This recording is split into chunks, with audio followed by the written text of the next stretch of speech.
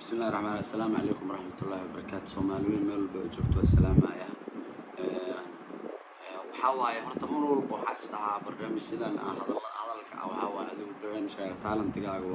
waxa waaye fan iyo hees oo intaa ku eko wax soo hadlin laakiin waxyaabo badan oo waxa jiro aad maxaan kugu qasbay inaad soo hadashid oo kugu kalifaayo waxa waaye wixii ay dadku u jeedaan oo muuqdo ee arkaan oo ayagu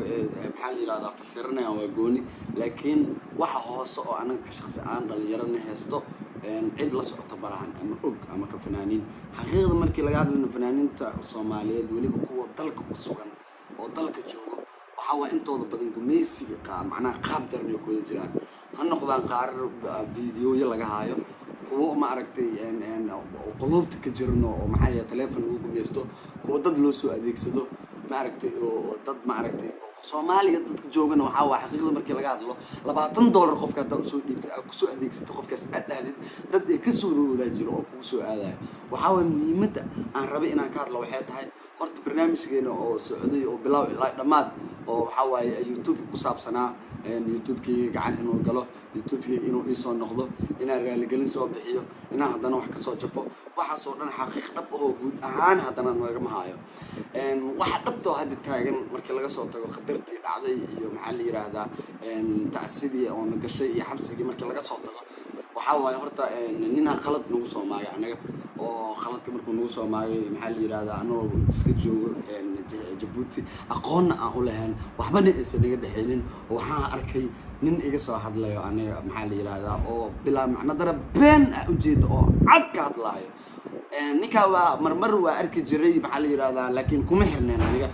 nin oo social media ku jiro oo yahay qabyaalada iyo siyaasadda ka hadlay waxyaabo noocaas inuu yahay arki jiray marka arrimo iga waaweynayeen waxa soo maleey jiray kulay dawlad iyo wax is afansan yihiin iyo waxyaabo dad isqabteen inuu ka hadli jiray waxa soo maleey jiray laakiin kama dambeys waxa ogaadeen in iska madadac ah oo iska hadlo oo siyaasad xataa aan waxba ka aqoonin dawlad aan waxba ka aqoonin qabiil aan waxba ka aqoonin because ilaa hadda qabiilku uu yahay iyo qolada uu yahay ama aqoon u maleeyay umana maleynaya dadku uu sheeganayo inuu ka dhashay because qofka waxa waaye dadku uu sheeganayo dad wax cisto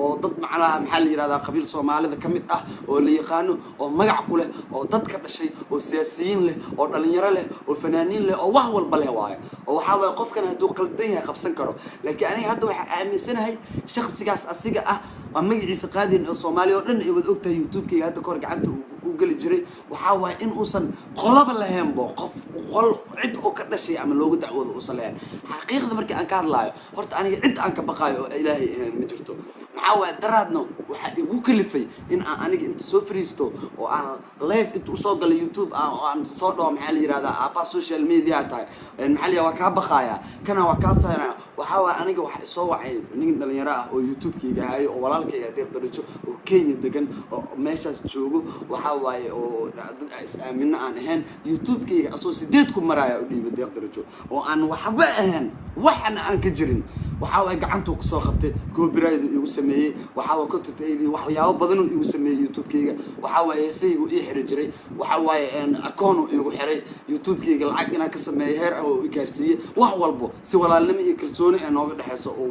isla marnay waxa waaye qof aaminay aan nafteed aan ku aaminay waxa wixii uu soo diri jiray wax walba uu sameyn jiray okay ninkaas aniga saaxiibkayga maanta hadii uu gacan uu galo ama gacan bil aadan ama qof uu gacanta ku dhigo waa ku qasbanahay in YouTube muhiim ma ahan naftiisa muhiim ah Soomaali Maxamed ha ogaato ama ka dhaadhacdo aniga ku adkaysi waan ku adkaysan karay ninkaas markaan lahaa 48 saac wada kaaga saaray markuu ilaaha aan lahaa xaniyahaaga fuul waxa iga qaadi kartid malahan anoo Muqdisho dhac joogo oo aan cidna ka baqaynin oo aan isdheyn qabiil aan aaminsaneen oo kan yahay daarood iyo fitri ka dhac iyo qabiil iyo inta ku jirta iyo waxaas igu jirin xaniyahayga nimadeeda anoo kalsooni kale aan deeyay cidna aan deeyay ama cidaas ka dhicinaysa igu jirin ama qofna u soo marin rabina nimadeeda xaniyahayga aan ku hadlay inuu soo waxba iga qaadi karna ogaa because fanaaniinta Muqdisho boqolkiiba 99 gacanta ugu jiraan nooca gacanta ugu jirna aniga ma ahaan ma fahamtay oo ugu soo qaldamay Djibouti ka soo bilaabo iga soo daba dhigtay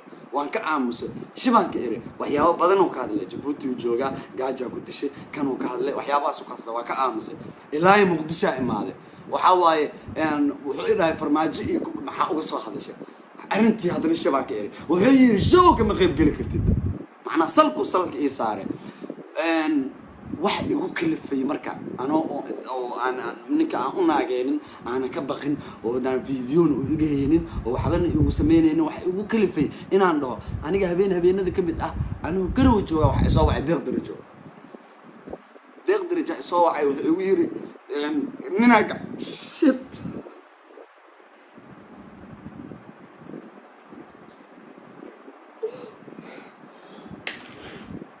wuxuu igu yiri ninaa bas koolay waa ilaa waxa soo wacday gabadh maskiin ah waxay u tiri gacan ugu jirnaa ninkaas gacan ugu jirnaa adiga dartaada naloo haystaa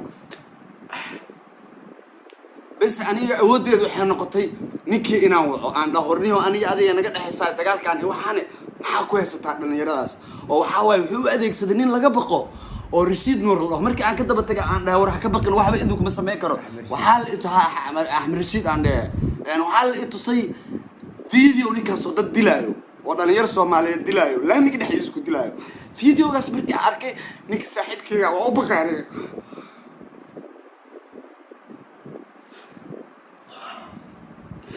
waa u baqay bis ninkii markaa waxa wuxuu igu yiri live soo gal way bari fahad waa bariye ninkii markaan bariye waxa waxa la ii sheegay ninka saaxiibkayga ahaa in la sii daayo deeq darajo markii la sii daayo waxa ku yiri saaxiib ka soo tag meeshaas waxa waaye imaw jimeelkayga ninkii gacantiisa soo gale inta imaa ku ere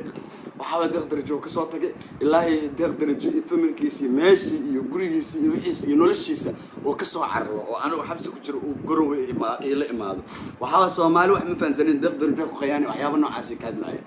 marka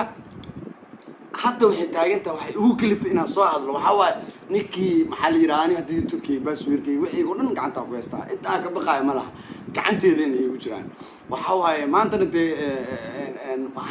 kalsooni iyo khibrad aan u leeyahay ee Soomaali ugu aamintay aan YouTube la soo fariistay ee qofna ma bari jirin xaniyay igu jiray oo Soomaali isku barin wali igu jiraa waxa waaye daciif waaye nin rag ma ah meelaha hoos ka soo hadla meelo hadeerta wax ugu kalifaa waxay tahay codkii dad waxaa jiro oo dad waaweyn oo arrinka inay ogaadaan rabaan dad asxaabta ka mid ah oo codad aan markii aan ka qabanayno iyo anaa la wadaag anaa diray waxa waa dad u diray waxa waa inay ogaadaan ada codadkii la soo dhigay YouTube marka ma soo heshiina ninkaasi aniga YouTube-kayga iguma soo celinaysiis ay heshiinay YouTube-kayga xaniyay marka hore la iga qaaday la igu soo celiyay habeenada kamid ah anoo deeq isla joogna deeqo telefoon ku hadlaaya arkay oo ninkaas Axmed Rasiid Allah ka hadlay oo Axmed Rasiidka telefoonka ka qaadnay deeqo waxaan ku iray saaxiib adaa ninkaas ninka la yiraahdo Axmed Rasiid u galiyay gacanta YouTube-kayga waxa waay hadeertaan adaa ninkaas saas waxa la yiraahdaa iga heelay waxna igama qaadi lahayn YouTube cusubaan aniga hadda sameystay YouTube-kaasna waxa waay uma baahni laakiin xaqiiqada jirto waa ka soo hadlaya baa ku yiri asoo siraftiisa dhoorayo oo ka baqaayo Soomaali Maxamed siraftiisa uga baqaayo Axmed Rasiid oo YouTube-kayga ii soo celi intuu wacay anoo aan la baryo tamin aan wicin oo soo galay qadka ninka la yiraahdo heblaay hebelka caliso markuu soo galay wuxuu yiri iyo kuugu wareejiya sidii YouTube-kayga ugu wareejistay maxaa la yiraahdaa oo aan deeq darajo basweerkii wixii hadda ii bedelay bas marka si walaalnimo oo iiga codsado yiri maxaa la yiraahdaa ii soo gal YouTube waa ku bariya ii sheeg bas ina YouTube-kaaga kuugu wareejilay aan bas aniga sheekada meesha ku ekaatay wax walba aan islahaa sidii aa dhacday bas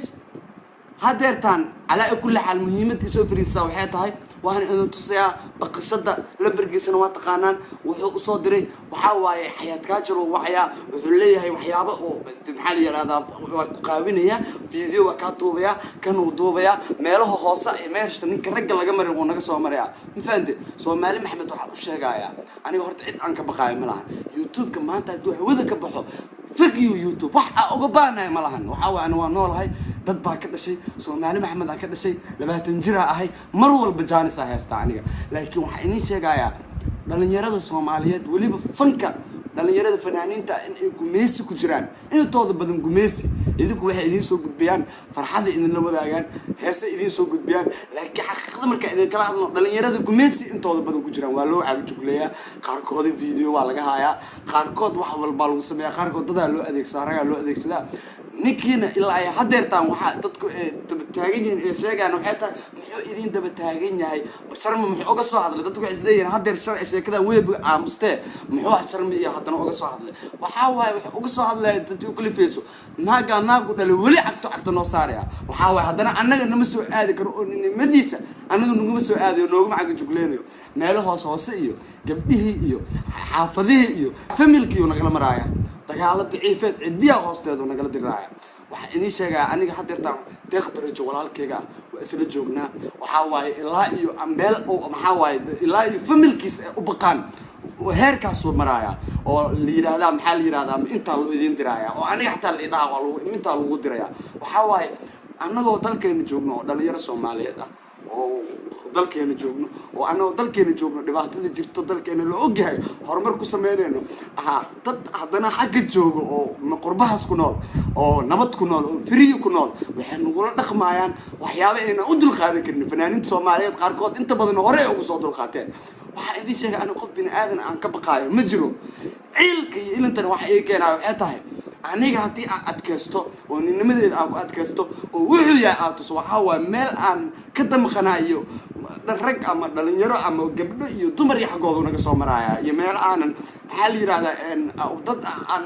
hadhoon eed aniga tusha naga koraysa oo dartiina wax walba noo gaaraan leeyahay Soomaali Maxamed aniga waxaan rabaa in ay ogaato dib زائد فنانين Soomaaliyeed aniga u hadlay afka fanaaniintu ku hadlay waliba kuwa dalka ku sugan dhibaato زائد naga heesato xagaan iyo maxaa la yiraahdaa dadkan ku sugan dhankaas maxaa la yiraahdaa qurbaha hadalka aan ku dheeraanaynin Soomaali Maxamed waxa waaye waa ka raali gelinayaa xanaaqda iyo kuleelka iyo hadalka aan ku hadlay waxa waaye arrinka inaa ogaataan arrinkaas meesha uu marayo ninkaana uusan naga dabaharin cagta uu noo saaray haddana waxa aan ka sii ciisoonaya waxay tahay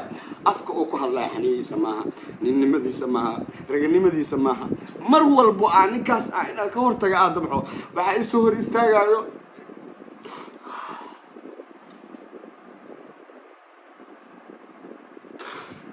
أحمد رشيد waxa soo hor istaagay Axmed Rashid ninka nooyilay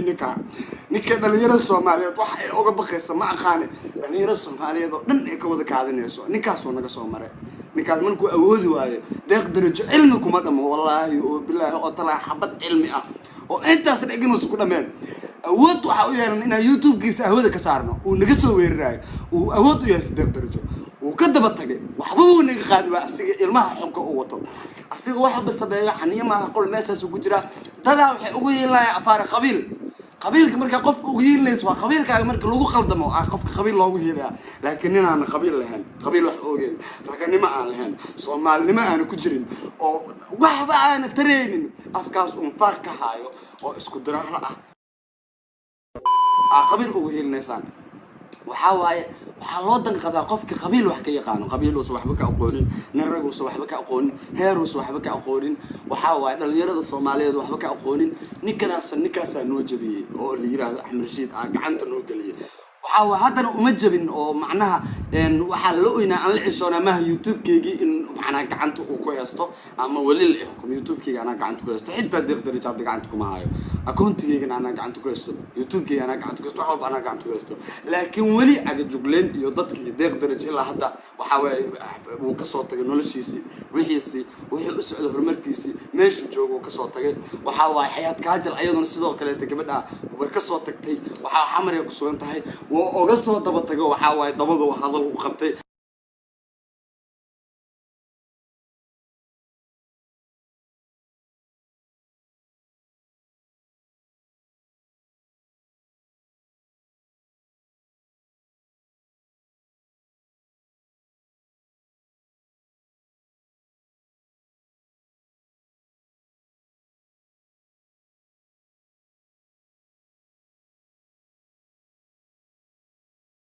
wuxuu dadku ugu booteenayeen waxay tahay oo dadku uga baqayaan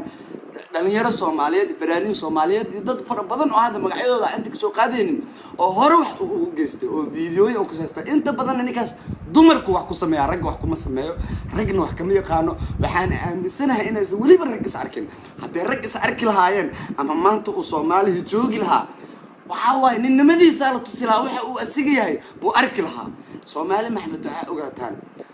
ninkaas inuu dhib nagu haayo dhalinyarada Soomaaliyeed inuu dhib ku haayo ma fahanteen waxa waaye anigu inta hadalkaas wax usoo gudbinayay oo muhiimadu ay tahay waxa waaye oo raaligelinta aan dhaweyta bixiyay ama baryada aan baryahay ma ahan wax aniga asiga ka baqay ama cilmi uu iga badiyay ee deeq daraja baskoolad madax looga haaya xaniyo gurigiisa loogu tagaa ku yaray ma fahanteen si familkiisa loo tagay waa la soo waxay marka aniga awood kale oo ifurneed ma lahan wada kale oo sameeyaa in ninkaas tuwaco aan bariyo oo video soo duubi dhaho aan video u soo duubo wada ahayn ma lahan markii tii aan dhacday isla subax qadar ay qabsatay oo xabsiga gale oo taasiya ay gashay ninkii ilaa hadda uu dib taagay alaa kula hadalka waxa ku soo xiraaya muhiimadu ay tahay waxay tahay ninkaas asiga ah inuu weli cagto oo noo saaran yahay oo nadabahayo waxa waaye anigana ma aan shakhsi u dabahayo waxa waaye ninka deeq daraja oo dhalinyarada walaalkayga ah iyo waxa waaye bahalkii maxaa yiraahdaa teeda anoo dhan family waa ka dhalanay qofka familkiisa anoo maxaa dadku isdhaana laga yaabo dadku maxaa yiraahdaa familiadooda ma meesan waxba qaban karin oo ninkaas yaa horta family wax qaban kara family qofka markuu familkiisa la ogaayay meesha ka soo jeedo ninkan familkiisa lama ogo wuxuu yahay kama soo jeego qabiiluu sheegtaa qabiilku uu sheegto wuu sheegta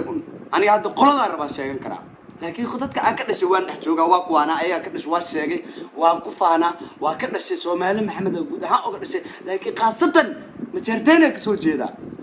qabiilkan in la isku barto waa muhiim maahan qabyaaladu qulubta ma ahan ma fahanteen laakiin muhiimadu waxay tahay ninka meel loo raacdo ma lahan oday cista ma lahan nabadoon looga dacwoodo ma lahan dad loo mara ma lahan wuxuu yahay ma lahan saasay tahay dad ugu sii heelinaya aan qabyaalada iyo Soomaalinimada iyo qabiilkaba waxba ka aqoonin marka wax u sheegaya Soomaali Maxamed arrinka inay saa u ogaato videoga wax igu soo kalifanay arrinkaas ahayd waan in salaamiya kuma sii dheeraan karo waxa waaye hadii hadalka inta ka badan ku sii dheeraadana hadal iga tagayo Soomaali Maxamed salaamu calaykum waan in salaamaya goodbye